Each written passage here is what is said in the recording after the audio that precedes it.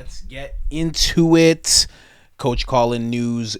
WEF Henchmen Yuval Noah Harari has this to say. It's so wild because I was just listening. I'm going to play some clips of him, 2 clips of him. One of them's a compilation. Then I'm going to play Jordan Peterson, but I've played this before, the Jordan Peterson clip, and I apologize if you've seen it already, but he was just talking about the secret police and what that could look like in the world. You know, if there's too much surveillance. And whenever we're talking about too much surveillance, Yuval Noah, he always takes it to the most terrifying degree. And the thing about it is, a lot of people, I just want to preface this, a lot of people take what he's saying and they can see it as, oh, he's warning. He's a smart guy. He's warning us. When I see him talk, when I see him at Davos, when I see him doing these big conferences in front of all the world leaders and world governments and things like that, whenever I see that, I see him as he is telling people what's possible. He's giving people a bit of a window into what direction society could go in if we just so choose it. All right. So that's what I'm seeing when he's talking. I don't think he's going to the WEF. I don't think he's at Davos trying to warn everybody about, oh my gosh, this algorithm might be able to see how gay you are. I don't think that's a real thing. I'm not making that up. I know that sounds made up. That's a real thing. We'll talk about it after. But yeah, this guy is just people like this, man. You know, you hear Henry Kissinger passes away, and you know you don't wish death on anybody because that's terrible. You don't do that, but you go, yeah. You know what I mean? You don't do it for too long. You do it for a second. Just a second. That's it. We're not evil people, but you know what I mean? But then guys like this pop up. You know, George Soros is what, like 119 years old, and you're like, oh well, you know, any day now. And then all of a sudden his son is like 32 and he's like, hey, what's up? I'm taking over. I don't like the world just like my dad didn't like the world. And you're like, oh my gosh. Oh, happens all the time. It's crazy. Who's going to everybody's just filling spots. Bill Gates has a daughter. Klaus Schwab's daughter was like, she said something about doing climate lockdowns. I'm like, you're not even in the right. You're not even in the throne yet. What? You're already talking about climate lockdowns? Absolutely ridiculous. Makes you think about what you need to train your kids in. You know what I mean? Anyways, let's get into the first clip. Hear what this guy has to say. We need not just to monitor people. We need to monitor what's happening under their skin, their body temperature. Like we walked in here, we had to go through body temperature test. Now they're using it to see whether you have the coronavirus. But exactly the same technology can determine what you think about the government.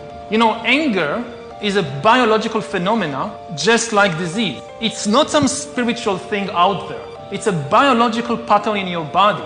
With this kind of surveillance, I mean, you watch the big president, the big leader, gives a speech on television.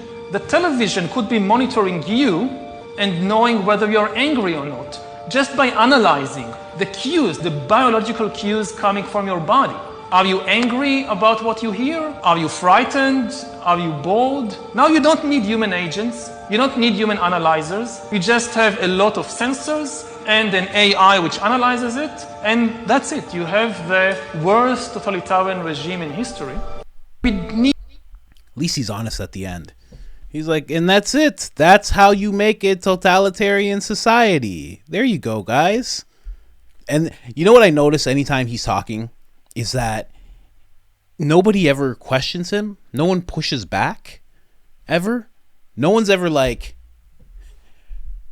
what the hell did you just say to me, sir? No one ever does that. Why does anybody ever do that? It's always NPCs and they're just like, that sounds fantastic. Will it go into this arm, or will it go into this arm, or will it be something that's like under my eyelid? Whichever one you want. It's always those people. It's never somebody who's like, hey, you should be in jail. No one. You think there'd be at least one person. I'd love to interview that guy because I would not hold back. I wouldn't be belligerent or anything, But I would have to know, why are you fantasizing about the worst possible outcome for humanity? And who is listening to you? Because, again, he's known as Klaus Schwab's right-hand man. When it comes to, when Klaus Schwab says things about brain implants, and, oh, one day you will have the implant, and the other person will have... Whenever he talks about that, he's getting that information from this gentleman. That's exactly where it comes from. They sit and talk about technology and where it could go. And the thing is, Klaus Schwab has actual ability to steer things in that direction. He actually has people in cabinets. He has people in, not literal cabinet, but probably that too. But you know what I mean? People in the government, people in business, people in organizations, like BLM, civil society type organizations. I don't know. I guess that's what you call it. Those groups. He has people all over the place. So he could actually steer things in that direction. And I think he is. I really do. That's why I always get so sad. And I know I break away from the Rogan content on this channel, but I always get so sad when I hear Joe Rogan talk like that. When he just talks about it being an inevitability and, it's just, like he said to Tucker, I think it's just universally the path. Like, what are you talking about? You've never been off Earth before. What are you saying right now? Anytime I hear Rogan say stuff like that, there was a time, I know, I shouldn't be talking about Rogan. I know, I got a Rogan addiction. But there was one time where Eddie Bravo was talking about flat Earth. And Joe, or talking about space being fake. And Joe was like, you got to be careful with what you say, because there's millions of people, and there's probably a lot of young people that listen to you. So you should be really mindful of the stuff that you're saying. And I would say that same thing to him every time he talks about AI. It's like, yo, man, there's a lot of people who are going to start accepting it because you keep talking about it. I don't know. I don't think it's going to be, if I ever get on the JRE, it's going to be a mixed bag. That's what it's going to be. It's not going to be quite a love fest. There's going to be some bumping heads, because I hate hearing stuff like this. Here's another compilation of this gentleman. I tried to find this full interview, but I could not find it. But I was just tried to find what I could on him talking about this whole under the skin type of surveillance that he's experimenting with in his mind. And honestly, you could see governments already moving towards it. And COVID is critical because this is what convinces people to accept, to legitimize total biometric surveillance. If we want to stop this epidemic, we need not just to monitor people, we need to monitor what's happening under their skin. What we have seen so far, it's corporations and governments collecting data about where we go, who we meet, what movies we watch. The next phase is the surveillance going under our skin. We now see mass surveillance systems established even in democratic countries, which previously rejected them.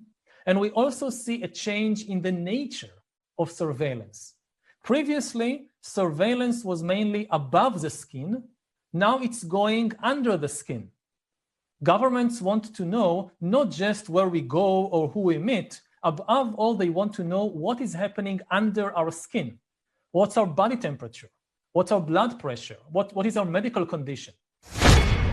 Now humans are developing even bigger powers than ever before. We are really acquiring divine powers of creation and destruction.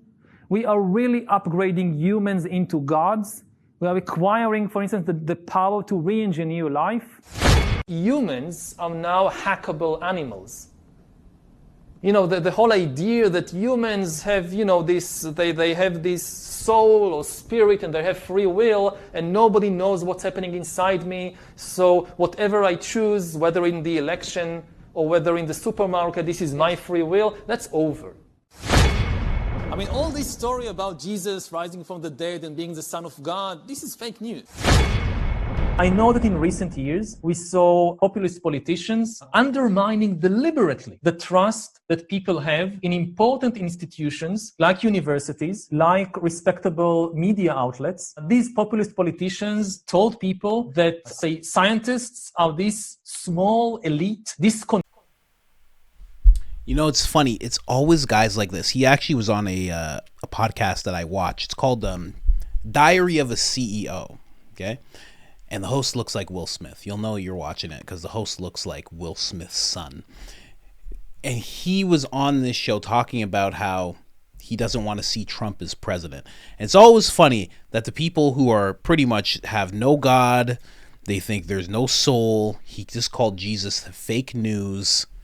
It's always those people that don't want to see Trump as president. I just find that interesting. It's always those people. It's, you know, not blanket statement. By and large, I tend to see that people who look at religion as something bad. But think about everything he's talking about in this. I'm gonna play a Jordan Peterson clip in a second. Think about what he's talking about is actually worse than 1984. Isn't that amazing? He figured out something worse than 1984. Even in 1984, they had the things watching you, but they were just watching you to see what you were doing. That's why Winston Smith and his lady had to like hold hands in a crowd and like, you know, get real close and like be mixed up in a bunch of people and had to run off into the woods, and they were able to run off into the woods. All that stuff. He actually came up with something worse. It's very interesting. And here's the thing. Notice this language. He's talking about humans and how we are going to be, believe me, George Carlin, it's a big club and you ain't in it. When he says we, he ain't talking about you and me. Talking about upgrading to gods, right? But then also says that we are hackable animals. Notice that? I think what he means is there are certain people who will be able to have a position, what they think is like God, but is actually not. It's actually just a wildly narcissistic, controlling, authoritarian person. That's all they'll really become, maybe mingled in with machinery. That's what they'll really be. But we are going to be those animals that he's talking about, those hackable animals. You know what I mean? It's very interesting, the language that he uses. Because you and I, we can't be animals and become gods and be gods at the same time. That doesn't work, right? So who's going to become a god? Who's going to become godlike? And who's going to just be this hackable animal that, you know, has their thoughts read, and you know how mad they are when a certain leader's talking, and that ends up having the brown shirts or the red squads come after them, or the Cheka comes after them in the cover of night and makes them disappear. If you don't know what the Cheka is, it was like before the KGB. It was like Lenin stuff, like Lenin's secret police. The Cheka, it was weird, wild stuff. And that's kind of what he's talking about. It's funny because I keep bringing this up, and I'm gonna probably go deeper and deeper into this rabbit hole as time goes on. But it's so technological. It's like a new age communism, like technological communism, you know? It's like that's what they're trying to usher in. It's very interesting, you know. And then also talking very dismissively about souls, like all this talk about souls and free will, that's over. How I don't understand how. This might be a little authoritarian. It might be. I don't know, but I'll just say it. How is that guy able to just not able to say that, but I wonder why we just allow people to be openly anti-human. And I guess it's freedom of speech, right? You know, when he's having these conversations, though, he's not in America. So, I mean, yes, sometimes he is, but not Davos. He's not in America when he's saying these things. But it's odd that we see people being so anti-human and we never do anything about it. I don't know what we would do, and I like to keep things nonviolent. I always say that. I don't know what, but This is all I can do. I can only make a video combating what he's saying and say that that's a terrible idea and it takes away the essence of a human being, and human beings are actually very divine, and there's something inside of us that is absolutely you cannot double this, what I am, and what you are, you cannot double that. That's it. And it's vast. It's huge. It's way bigger than your bills. It's way bigger than your small responsibilities that are around you. It's gigantic, and we'll only know its fullness when we pass away.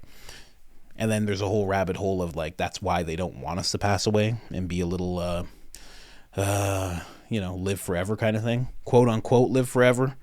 Again, we're the hackable animals, and somebody's going to act as God. Those godlike people, quote unquote, they're going to be the ones that get to just like, oh, they're going to do stuff. We're going to be the hackable animals. Like, what does that turn into?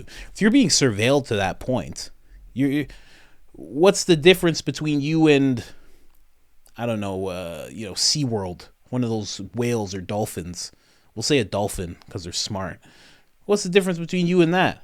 You're constantly surveilled. You're kind of locked into this little, I don't know, man. Again, it goes back to Tucker Carlson.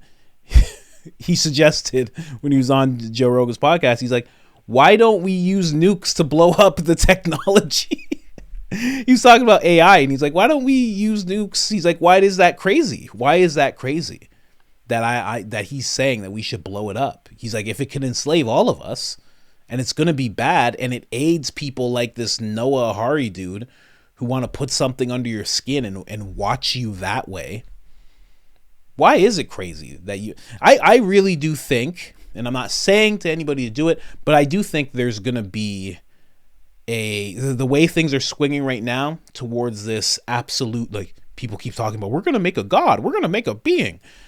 That's one side of it. I think there's going to be another side where people are going to get rid of that, where they're going to get rid of technology. Not all of it, but the technology that threatens us the most, somebody will get rid of it.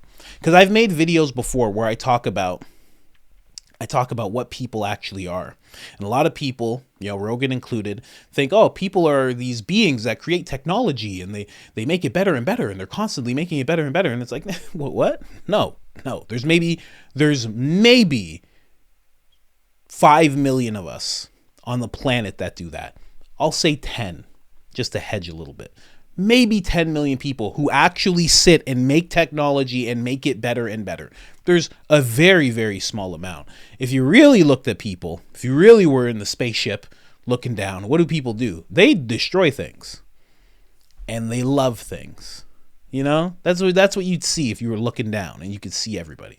You see people destroying things and loving things. And there'd be a lot of that, because we do way more destroying than we do building, I think, throughout time, because there's been a lot of stuff destroyed over time.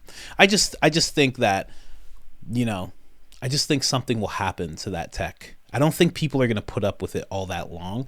I think there's going to be, like, think about uncontacted tribes today. Let's move on to this Jordan Peterson clip. Think about uncontacted tribes today, right? They're able to just be in the forest. They can just be there. How many people could do that? Like, if you and I had to do that, how many of us could go and do that?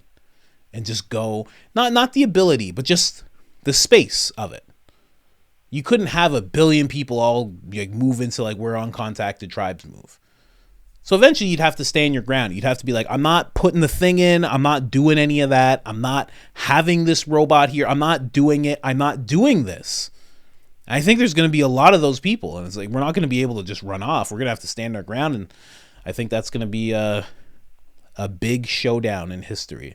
Not calling for it again, I will say that, but I don't know. That guy creeps me out so much. He looks so Tarantino German movie. You know what I mean? German bad guy. You know what I'm talking about? He's one of those guys. He's just so creepy. Like, eats salad with his hands. You know what I mean? Just eats salad with his hands. And he's like, I just like to be interactive with my food. You know? Like you can see him in a really dark movie. You know? Anyway, let's move on. Jordan Peterson. Just a little bit of Jordan Peterson, just talking about where this type of thing could go. Equivalent of our footprint, with the same data making up an image of our identity. An identity which can be and is increasingly bought and sold by the invisible corporate brokers that still mostly use it to sell us what we so desperately and carelessly and conveniently want, but can also be used to track, monitor, and punish everything we do and say. Behavioral scientists facilitate this process with their reprehensible nudging, the practice of pushing people in a given ideologically determined direction by manipulating invisible incentives behind the scene. Corporations track purchasing decisions, developing algorithms that with increasing accuracy track our patterns of attention and action, allowing for the prediction of what might next be most enticing, doing so not only to offer us what we want, but to determine and shape what we need. Governments can and are colluding with these corporate agents to develop a picture not only of our actions, but of our thoughts and words, so that deviation from the desired end can be mapped, rewarded, and punished.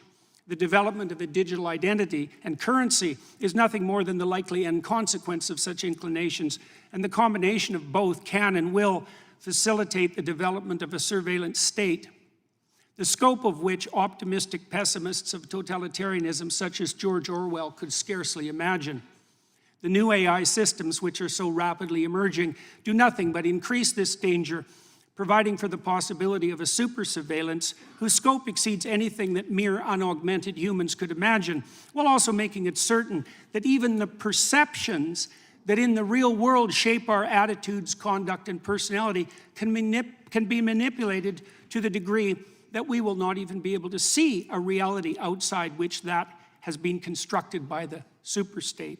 The ultimate fascist collusion between gigantic self-interested corporations and paranoid, security-obsessed anti-human governments.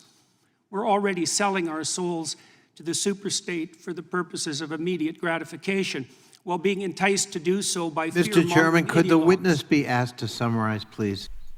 Could the witness be asked to summarize? I'm hoping to get paid by one of these giant AI companies that he's talking about. Can he summarize?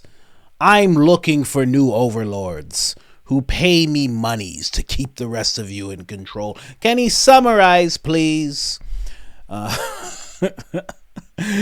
Jordan Peterson is like, do I get my 5 minutes or not? They're like, you've already gone over by 3 minutes. He's like, yeah, I'm Jordan Peterson. Just be quiet. You know, the thing is, with this whole thing, everything he just said, you know, he even brought up George Orwell. It's like, yeah, George would not even imagine this. He wouldn't even have this in his mind. It's just wild. Even as I say that, my dad's name is George, and I couldn't imagine. He passed away in 2016, I think, 2017. I couldn't imagine what he would think about all of this. What's coming? Like, if I sat down and explained this to him, he'd be like, what? You know, funny story. The first time I saw him and my mom in the same room, I was like, wow, I've never seen them in the same room before. You know, regular black experience, sadly. And they're talking, and I'm like, how did they even connect? And then the government came up, and they're like, my mom's like, you can't trust the government. He's like, nope, can't trust the government, can't trust the healthcare. He just started, I was like, oh, that's how they connected. I'm like, that's sweet. That's very sweet. But the reason I really feel most things are by design. It's hard to look at the border situation and say that's not by design. It's hard to look at the fentanyl situation and think that's not by design. It's hard to look at so many issues that are going on and think it's not by design. And when you hear that Elon Musk for years has been saying this is so dangerous and we should figure this out, and then you have people like Jordan Peterson like, oh, the governments are going to collude and they're going to make these secret police that you couldn't possibly imagine. They're going to be similar to Stalin. George Orwell wouldn't be able to picture this type of thing. This will be beyond Orwellian. And they're all just like, okay. Well, anyway. You know, they sit in front of Sam Altman himself is like, if the technology gets away from us, could be dangerous, but we're doing what we can for that not to happen. And as for everybody's jobs that could be taken away, we think people are creative and they'll do things that we can't even think of. What? Hey man, did you just say we'll figure it out? That's not cool. You're going to make $1 trillion and we're just going to figure it out? Are you sure? Are you sure? And I'm not making that up either. He really said that in front of Congress. It was like, shouldn't this, I don't know. So I was saying, when you see all of that, you can't help but feel like, well, this is being pushed. This is not naturally just, like Rogan said, this is naturally the path. It's like, no, it's not. It's actually not naturally the path universally. That was actually the statement that he said. It's not. It's being pushed very hard. And there are people all along the way saying, stop, it's dangerous. And they just keep pushing.